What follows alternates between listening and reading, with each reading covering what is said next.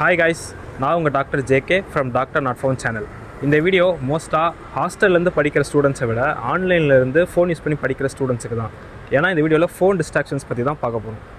நிறைய பேர் பண்ணுற மிஸ்டேக் என்னென்னா 10 நிமிஷம் டவுட் பார்க்குறேன்னு சொல்லி ஃபோன் எடுத்துகிட்டு யூடியூப் ஷார்ட்ஸு இன்ஸ்டா ரீல்ஸ்ன்னு பார்க்குறதுனால அவங்களுக்கு டைம் அப்படியே போயிடும். அவங்களால போட்ட ஸ்கெடியூலாக முடிக்க முடியாமல் போயிடும். அடுத்த சாப்டர் வந்து பிளான் பண்ணி வச்சுருப்பாங்க, அந்த சாப்டர் வந்து பெண்டிங்லேயே இருக்கும். அந்த சாப்டர் பெண்டிங்கில் இருக்குன்னு நினச்சிட்டு நிறையா ஸ்ட்ரெஸ் ஆகிட்டு அந்த டே ஃபுல்லாக வேஸ்ட்டாக போன மாதிரி ஃபீல் பண்ணுவாங்க. இப்போ நீங்கள் யூடியூப் ஷார்ட்ஸு இன்ஸ்டா ரீல்ஸ்னு பார்க்குற சின்ன சின்ன டெம்பரவரி ஹாப்பினஸ்க்காக பின்னாடி உங்களுக்காக வெயிட் பண்ணிருக்க பர்மனன்ட் ஹாப்பினஸை மிஸ் பண்ணிடாதீங்க.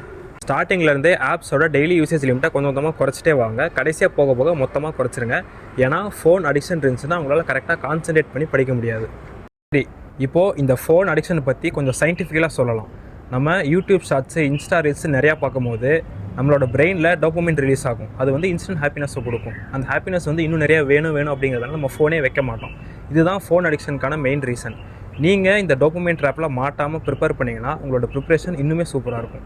இப்போ நம்ம டோபமைன் ட்ராப் பற்றி பார்த்தோம். அடுத்து வந்து டைம் கால்குலேஷன் ரியாலிட்டி. நீங்கள் வந்து ஒரு நாளைக்கு 1 மணி நேரம் ஃபோன் யூஸ் பண்ணலான்னு சொல்லிட்டு யூஸ் பண்ணியிருப்பீங்க. ஆனால் பர் மந்த்துக்கு கால்குலேட் பண்ணி பார்த்தா 30 ஹார்ஸ் இருக்கும்.